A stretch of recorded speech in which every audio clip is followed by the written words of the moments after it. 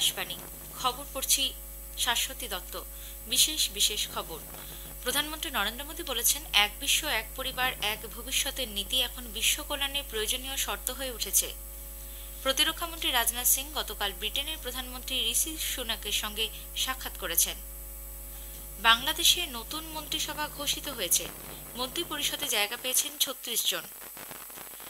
ভারতের আবহাওয়া দপ্তর আজ থেকে দেশের উত্তর পশ্চিম অংশে তীব্র শৈত্যপ্রবাহ পরিস্থিতির হ্রাসের পূর্বাভাস দিয়েছে। হকি ইন্ডিয়া গতকাল 4 দেশীয় সফরের জন্য ২৬ জনের দল ঘোষণা করেছে। মোহালির পাঞ্জাব ক্রিকেট অ্যাসোসিয়েশন স্টেডিয়ামে আজ ৩ ম্যাচে টি-20 সিরিজের প্রথম ম্যাচে ভারত আফগানিস্তানের মুখোমুখি হবে। আসছি বিস্তারিত খবরে। প্রধানমন্ত্রী নরেন্দ্র মোদী বলেছেন, এক বিশ্ব এক পরিবার এক ভবিষ্যতের নীতি এখন বিশ্ব কল্যাণের প্রয়োজনীয় শর্ত হয়ে উঠেছে। গুজরাটের গান্ধীনগরে মহাত্মা মন্দিরে গতকাল ১০ম ভাইব্রেন্ট গুজরাট গ্লোবাল সামিট ২০২৪-এর উদ্বোধন করে তিনি ২০৪৭ সালের মধ্যে বিকশিত ভারত এবং আগামী ২৫ বছরকে অমৃতকাল হিসেবে গড়ে তোলার জন্য পুনরায় অঙ্গীকারবদ্ধ হন। প্রধানমন্ত্রী বলেন, নতুন স্বপ্ন, নতুন সংকল্প এবং ধারাবাহিক সাফল্যের সময় হল এটি। সম্মেলনে সংযুক্ত আরব আমিরশাহীর রাষ্ট্রপতি শেখ মোহাম্মদ বিন জায়েদ আল নাহিয়ানের প্রধান অতিথি হিসেবে অংশগ্রহণ দুদেশের গভীর সম্পর্কের পরিচায়ক। পুনর্নবীকরণযোগ্য জ্বালানি, স্বাস্থ্য পরিষেবা এবং ভারতের বন্দর পরিকাঠামো ক্ষেত্রে ভারত এবং সংযুক্ত আরব আমিরশাহীর অংশীদারিত্বের কথা উল্লেখ করেন শ্রী মোদী। ভারতের নারী কেন্দ্রিক উন্নয়নের কথা তুলে ধরে তিনি বলেন, हमारी सरकार के 5 वर्षों में 13.5 करोड़ से ज्यादा लोग गरीबी से बाहर निकले। भारत में मिडिल क्लास की एवरेज इनकम लगातार बढ़ रही है। भारत में फीमेल वर्कफोर्स के पार्टिसिपेशन में भी रिकॉर्ड वृद्धि हुई है। भारत के भविष्य के लिए ये बहुत अच्छी संकेत है और इसलिए मैं आप सभी का आह्वान करूंगा कि भारत की इस विकास यात्रा से जुड़िए, हमारे साथ चलिए। ভাইব্রেন্ট গুজরাট শীর্ষ সম্মেলনের ২০তম বার্ষিকীর কথা উল্লেখ করে প্রধানমন্ত্রী বলেন, এই শীর্ষ সম্মেলন নতুন ধারণা, বিনিয়োগ ও লাভের জন্য নতুন দিগন্ত উন্মোচন করছে। এবছরের সম্মেলনের মূল ভাবনা ভবিষ্যতের প্রবেশদ্বারের উল্লেখ করে তিনি বলেন, সকলের সম্মিলিত প্রচেষ্টায় একবিংশ শতাব্দীর ভবিষ্যৎ উজ্জ্বল হবে। দ্রুত পরিবর্তনশীল পৃথিবীতে ভারত বিশ্ব মিত্র হিসেবে অগ্রসর হচ্ছে এবং বর্তমান বিশ্ব স্থিতাবস্থার ক্ষেত্রে ভারতকে একটি গুরুত্বপূর্ণ স্তম্ভ হিসেবে দেখছে বলেও মন্তব্য করেন তিনি।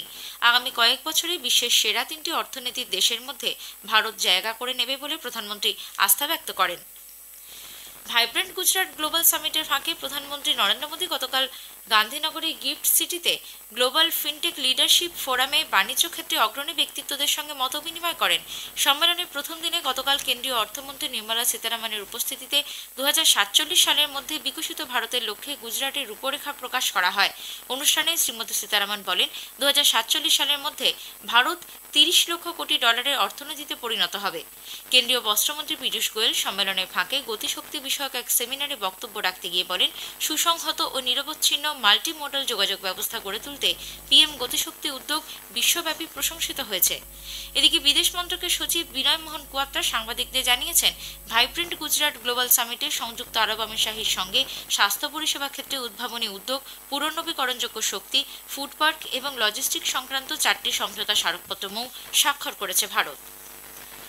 প্রধানমন্ত্রী আগামীকাল মহারাষ্ট্রের নাসিকে ২৭তম জাতীয় যুব দিবসের উদ্বোধন করবেন। দেশীয় যুব সম্প্রদায়ের উদ্দেশ্যে ভাষণও দেবেন তিনি। একটি সরকারি বিবৃতি অনুযায়ী দেশের বিভিন্ন জেলায় যুব বিষয়ক দপ্তরের সমস্ত আঞ্চলিক সংগঠন এবার বিভিন্ন সরকারি দপ্তরের সহযোগিতায় দিনটি উদযাপন করতে চলেছে। এনএসএস ইউনিট, এনওয়াইকেএস এবং বেশ কয়েকটি শিক্ষা প্রতিষ্ঠানের যৌথ উদ্যোগে দেশজুড়ে স্বেচ্ছাসেবকরা ভারতের জন্য স্বেচ্ছাসেবী বিভিন্ন কর্মসূচি গ্রহণ করেছে। এতে অংশ নেবেন ৮৮,০০০-এরও বেশি স্বেচ্ছাসেবক। দেশের প্রধান শহর এবং ৭৫০টি জেলা সদরে সড়ক নিরাপত্তা সচেতনতা কর্মসূচির আয়োজন করা হচ্ছে আগামীকাল। প্রতিরক্ষামন্ত্রী রাজনাথ সিং গতকাল ব্রিটেনের প্রধানমন্ত্রী ঋষি সুনাকের সঙ্গে 10 ডাউনিং স্ট্রিটে সাক্ষাৎ করেন। দ্বিপাক্ষিক নানা বিষয় নিয়ে তাদের মধ্যে বিস্তৃত আলোচনা হয়। একজন বরিষ্ঠ সরকারি আধিকারিক জানিয়েছেন, প্রতিরক্ষা, বাণিজ্য এবং আঞ্চলিক বিষয়সমূহ আলোচনার বিষয়বস্তু ছিল। ভারত ও ব্রিটেনের মধ্যে মুক্ত বাণিজ্য চুক্তি এফটিএর বিষয়ে যে আলোচনা চলেছে তা নিয়েও তাদের কথা হয়েছে। এর আগে প্রতিরক্ষামন্ত্রী এবং ব্রিটিশ প্রতিরক্ষামন্ত্রী গ্র্যান্ড শাপস বিভিন্ন শিল্প সংস্থার প্রতিনিধিদের সঙ্গে আলাপ আলোচনায় অংশ নেন। ডিফেন্স সিইও রাউন্ড টেবিলেও অংশ নেন তারা। কেন্দ্রীয় মৎস্য পশুপালন ও দুগ্ধ বিষয়ক মন্ত্রী পুরুষোত্তম রূপালা গতকাল বিকেলে পশ্চিমবঙ্গের দক্ষিণ 24 পরগনার গঙ্গাসাগরে দ্বাদশ সাগর পরিক্রমা শেষ করেন। সাগরের একটি মৎস্য ঘাঁটিতে গিয়ে কথা বলেন মৎস্যজীবীদের সঙ্গে। পরে মন্ত্রী সাংবাদিকদের বলেন, গত 23শে মার্চ গুজরাটের মান্ডভি বন্দর থেকে এই পরিক্রমার সূচনা হয়েছিল। নদীপথে এই দীর্ঘ যাত্রায় মৎস্যজীবীদের হাতে সরকারি পরিষেবা তুলে দেওয়া হয়েছে। এর আগে গতকাল পূর্ব মেদিনীপুরের দীঘায় সাগর পরিক্রমা কর্মসূচির অঙ্গ হিসেবে এক অনুষ্ঠানে কেন্দ্রীয় মৎস্যমন্ত্রী বলেন, কিষাণ ক্রেডিট কার্ডের মতো মৎস্যজীবীদের জন্য ক্রেডিট কার্ড চালু করবে কেন্দ্রীয় সরকার। এর ফলে মৎস্যজীবীরাও কৃষকদের মতো সুবিধা পাবেন। প্রধানমন্ত্রী মৎস্য সম্পদ যোজনায় পূর্ব মেদিনীপুরের জন্য 150 কোটি টাকা বরাদ্দ করা হয়েছে। শঙ্করপুর মৎস্য বন্দরের জন্য বরাদ্দ হয়েছে 45 কোটি টাকা। ছত্তিশগড় সরকার অযোধ্যায় রাম মন্দির দর্শনের উদ্দেশ্যে পুণ্যার্থীদের জন্য রামলালা দর্শন স্কিম নামে একটি প্রকল্প শুরু করতে চলেছে। রায়পুরে রাজ্যের ক্যাবিনেট বৈঠকে গতকাল এই সিদ্ধান্ত হয়। এই বৈঠকের পর উপমুখ্যমন্ত্রী অরুণ সাউ সাংবাদিকদের বলেন, এই প্রকল্পের বাস্তবায়নে আইআরসিটিসির সঙ্গে একটি সমঝোতা স্মারকপত্র স্বাক্ষরিত হবে। 18 থেকে 75 বছর বয়স পর্যন্ত মানুষেরা এই প্রকল্পের জন্য বিবেচিত হবেন। সাউ বলেন, প্রতি বছর 20,000 মানুষ রামলালা দর্শন স্কিম প্রকল্পের সুবিধা পাবেন। ছত্তিশগড় পর্যটন বোর্ড এই প্রকল্পের বাস্তবায়নের কাজ করবে। খবর শুনছেন আকাশবাণী থেকে। বাংলাদেশে নতুন মন্ত্রিসভা ঘোষিত হয়েছে। মন্ত্রী পরিষদে জায়গা পেয়েছেন 36 জন। এদের মধ্যে অনেকেই আগের সরকারের মন্ত্রী ছিলেন। তালিকায় 25 জন পূর্ণমন্ত্রী এবং 11 জন প্রতিমন্ত্রীর নাম রয়েছে। রাষ্ট্রপতি মোহাম্মদ শাহাবুদ্দিন মন্ত্রীদের পদ এবং মন্ত্রগুপ্তির শপথ বাক্য পাঠ করাবেন। আগের মন্ত্রিসভা থেকে বাদ পড়েছেন কৃষিমন্ত্রী আব্দুর রাজ্জাক, অর্থমন্ত্রী এইচ.এম. মুস্তাফা কামাল, পররাষ্ট্রমন্ত্রী এ.কে. মমিন, পরিকল্পনা মন্ত্রী এম.এ. মান্নান, স্বাস্থ্যমন্ত্রী জাহিদ মালেক এবং বাণিজ্য মন্ত্রী টিপু মুন্সি। পাকিস্তানের একটি হাইকোর্ট ইমরান খানের তেহরিক-ই-ইনসাফ পাকিস্তান পিটিআই দলকে তাদের নির্বাচনী প্রতীক ফিরিয়ে দিয়েছে। দেশটির নির্বাচন কমিশন ওই দলের নির্বাচনী প্রতীক ব্যাট ব্যবহারের উপর যে নিষেধাজ্ঞা আরোপ করেছিল তাও খারিজ করে দিয়েছে। সম্প্রতি কমিশন দলের অভ্যন্তরীণ সাংগঠনিক নির্বাচনকে বাতিল ঘোষণা করে। এর বিরুদ্ধে ইমরানের দল পেশোয়ার হাইকোর্টের দ্বারস্থ হয়। উল্লেখ্য, আগামী 11 ফেব্রুয়ারি পাকিস্তানের সাধারণ নির্বাচন অনুষ্ঠিত হবে। ড্রাগ মাফিয়ারা একযোগে দেশের বিরুদ্ধে যুদ্ধ ঘোষণা করেছে বলে ইকুয়েডরের রাষ্ট্রপতি ড্যানিয়েল নোবোয়া জানিয়েছেন। সম্প্রতি একটি টিভি স্টেশনে লাইভ সম্প্রচার চলাকালীন একদল বন্দুকবাজ সেখানে ঢুকে পড়ে। 130 জনেরও বেশি জেলরক্ষী ও জেলকর্মীকে পণবন্দি করে রেখেছে মাদক পাচারকারীরা। মাঝে মাঝে শোনা যাচ্ছে বিস্ফোরণের শব্দ। এদিকে রাষ্ট্রপতি নোবোয়া 22টি মাফিয়া গ্যাংকে সন্ত্রাসবাদী সংগঠন তকমা দিয়েছেন। গত সপ্তাহে জেল থেকে এক কুখ্যাত গ্যাংস্টার পালিয়ে যাওয়ার পরেই রাষ্ট্রপতি নোবোয়া ইকুয়েডরে 60 দিনের জরুরি অবস্থা জারি করেন।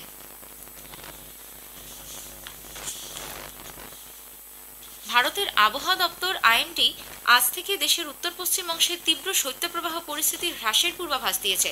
রাজস্থানের বিক্ষিপ্ত কিছু অংশে অবশ্যই পরিস্থিতি অব্যাহত থাকবে। পাঞ্জাব, হরিয়ানা, দিল্লি, পশ্চিম রাজস্থান, উত্তরাখণ্ড এবং উত্তরপ্রদেশে গতকাল শৈত্যপ্রবাহ চলে। উত্তর পশ্চিম ভারতের সমতল এলাকায় সর্বনিম্ন তাপমাত্রা ছিল গত কয়েকদিনের মধ্যে সবচেয়ে কম। পাঞ্জাব, হরিয়ানা, চণ্ডীগড়, উত্তরপ্রদেশ, আসাম, মেঘালয়, মিজোরাম এবং ত্রিপুরায় আগামী 4-5 দিন ঘন থেকে অতি ঘন কুয়াশার পূর্বাভাস দিয়েছে আবহাওয়া দপ্তর। মধ্য ও পূর্ব ভারতে আগামী 3-4 দিন তাপমাত্রা নামতে পারে 2 থেকে 3 ডিগ্রি সেলসিয়াস। হকি ইন্ডিয়া গতকাল 4 দেশীয় সফরের জন্য 26 জনের দল ঘোষণা করেছে। ভারত, ফ্রান্স, নেদারল্যান্ডস ও দক্ষিণ আফ্রিকাকে নিয়ে এই 4 দেশীয় প্রতিযোগিতা আয়োজিত হবে। দক্ষিণ আফ্রিকার কেপটাউনে চলতি মাসের 22 তারিখ প্রতিযোগিতা শুরু হচ্ছে। ভারতীয় দলকে নেতৃত্ব দেবেন হরমনপ্রীত সিং। সহ অধিনায়ক হয়েছেন হার্দিক সিং। দলে এসেছেন অরাইজিৎ সিং হুন্ডাল এবং ববি সিং ধামির মতো উঠতি খেলোয়াড়।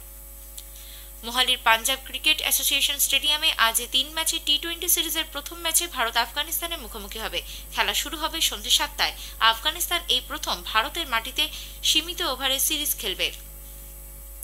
পিঠে অস্ত্রোপচারের পর এখনো পুরোপুরি সুস্থ না হওয়ায় আফগানিস্তানের স্পিনার রশিদ খান ভারতের বিরুদ্ধে 3 ম্যাচে টি-20 সিরিজ থেকে বাদ পড়েছেন। রশিদ খানকে প্রাথমিকভাবে ভারতের বিরুদ্ধে সিরিজের জন্য ঘোষিত 19 সদস্যের আফগানিস্তানের দলে রাখা হয়েছিল। কলিঙ্গ সুপার কাপ ফুটবলে আজ প্রথম ম্যাচে মুম্বাই সিটি এফসি গোকুলাম কেরালার বিরুদ্ধে খেলবে। খেলা শুরু হবে দুপুর 2টায়। আজকে দ্বিতীয় ম্যাচে চেন্নাইন এফসি পাঞ্জাব এফসির মুখোমুখি হবে। খেলা শুরু হবে সন্ধ্যে 7:30টায়। শেষ করার আগে খবরের বিশেষ কিছু অংশ আরও একবার।